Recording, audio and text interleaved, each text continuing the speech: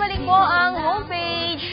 Ang diving ay isa sa pwedeng maging hobby o profession na talaga namang may enjoy mo. Pero alam niyo ba mga ka-homepage, kaakibat po nito ang ilang physical and health risks na pwede mong kaharapin kapag ito ay ginawa mo. Ano nga ba ang mga regulation at protocols na dapat gawin para maging safe ang inyong pagdadive? Yan po ang ating aalamin this morning sa ating bisita, si Mr. Brett Garcia, isang diving instructor. Good morning po, Sir Brett. Good morning po sa inyo. Ayan. Welcome to homepage. Welcome po sa homepage. Una mong tanong, gaano ba, sabi nga nila, gaano ba kasaya or ka-addicting ang pag-dive? Sobrang addictive yung diving and a lot of, marami po siyang benefits. May physical benefits po siya, mental, and social benefits. Ano ba yung mga social? You are able to meet new people, go places and do things underwater. And another thing is yung emotional well-being niya. Parang mas magiging relaxing underwater. Hindi na masyadong stressful, walang emails, walang call. And yeah, you're one with nature, yes, no? Exactly. Well, of course, kung may benefit siya, meron din siyang risk. Meron siyang Ano yung mga risk po ng We diving? also need to consider yung physical disabilities po natin, and at the same time yung dapat physically and mentally fit po tayo. So, kung yung may mga heart problem, yung mga may stroke, Hindi natin pwede. Gano'ng katagal ka na sa profession na ito, Sir Brett? I started teaching when I was 23, 2003. So, 11 more or less. Almost 10 years na yata kami magse-celebrate kami ng brother ko next year for 10 Is years. it a family hobby? Family hobby po siya. Oh. Yung nag-start po kami mag-dive, kami ng sister ko, yung younger sister ko, tatlo lang po kami magkapatid eh. Yung younger sister ko is a rescue diver, but nurse siya by profession. Kami magkapatid na lalaki, kami nagtuloy-tuloy maging instructor. Naging kinarir na po namin. And with the support of our parents din. Siyempre, hindi namin kakayanan yung time na yun kasi estudyante pa kami parehas ng brother ko eh. Sa 12 taon mo or almost 12 years mo na pagdadive, Sir Brett, ano ang masasabi mo na mga kasanayan or ano yung mga dapat mong isaalang-alang kung gusto mong mag-aral o matuto ng diving? Una-una kailangan consider nyo muna kung gusto nyo talaga yung sports na yun. Okay. Kasi wala naman magpupush talaga sa yun eh. So, Yung yung passion makikita mo. nyo yung, ako kahit na 12 years na ako nagda-dive, marami pa ako nakikitang new interesting creatures underwater. Mga first time ko pa nakikita. So, ngayon medyo nahihilig ako sa mga underwater photography, tapos nakakapag-guide tayo different places dito sa Pilipinas. And pinakamalapit is yung Batangas, Anilao. Meron doon diving site. Yes, that's the birthplace of scuba diving here in the Philippines. Sa Batangas. Yes. Ano ang best diving site na napuntahan? Ang best diving site na napuntahan ko is Apo Reef, that is in Mindoro.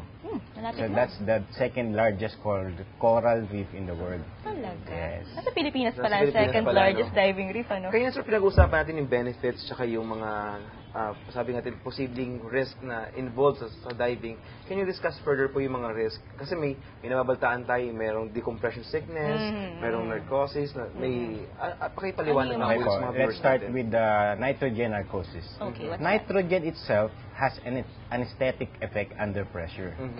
So normally, pagkapasok mo ng mga 100 feet or deeper, parang depende sa condition ng katawan mo, possible na parang feeling mo is para kang lasing. Nitrogen narcosis itself, hindi siya delikado. Ang delikado doon is yung actions mo para kang lasing. Habang nasa ilalim Oo, ka. habang nasa ilalim ka. So, hindi ka So, makikilos na maayos. Parang disoriented, Disoriented, ang katawan. parang masayang-masaya ka, happy ka, parang kang lasing. Okay. Wala, hindi naman delikado Parang yung lasing. high, ganun. Parang,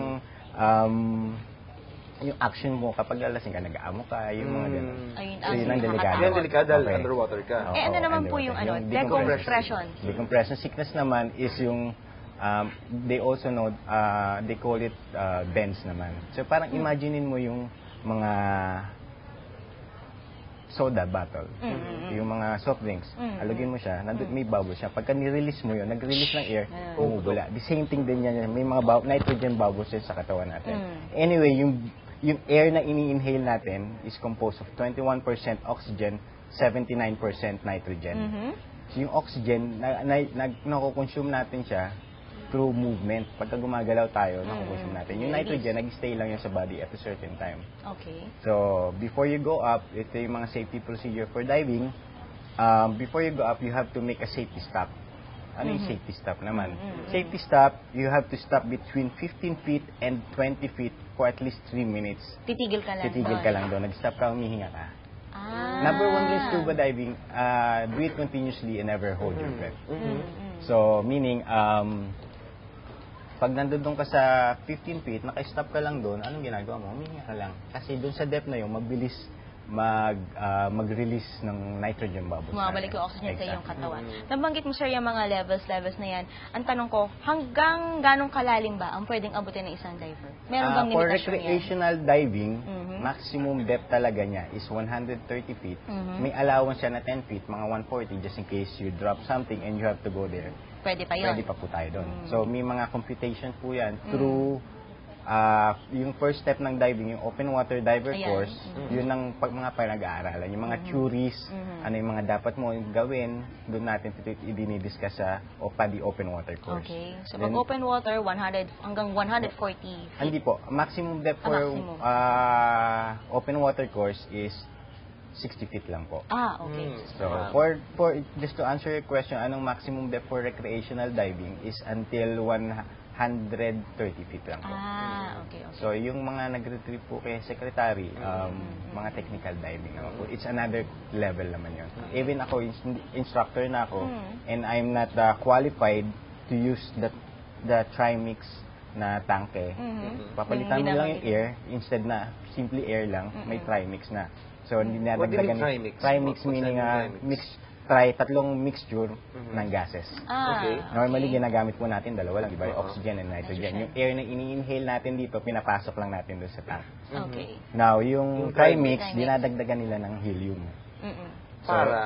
Para ma-minimize yung ano natin, yung risk ng decompression sickness, and at the same time ma-minimize yung risk ng nitrogen narcosis.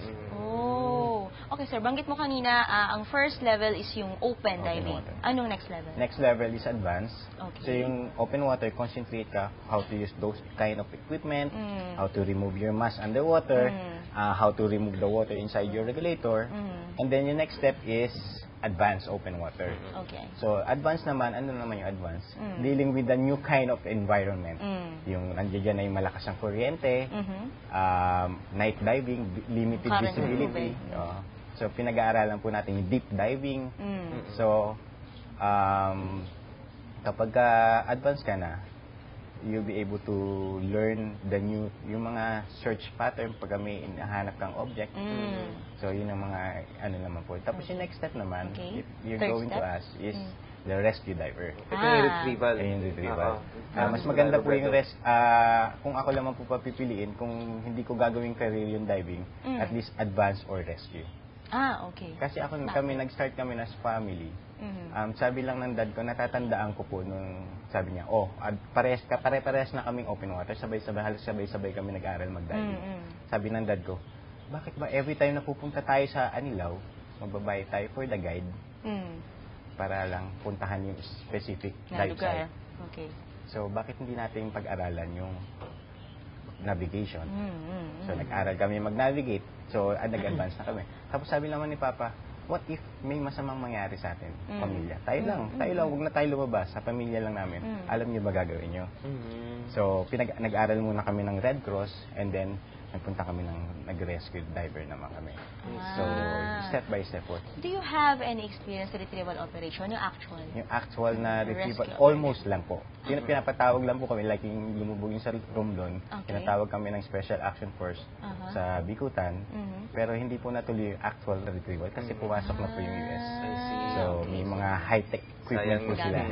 Sayang. Well, sa mga homepage natin na gustong mag-aral ng diving, mayroon bang preparations na dapat silang gawin para may handa sila bago sila sumabak sa diving?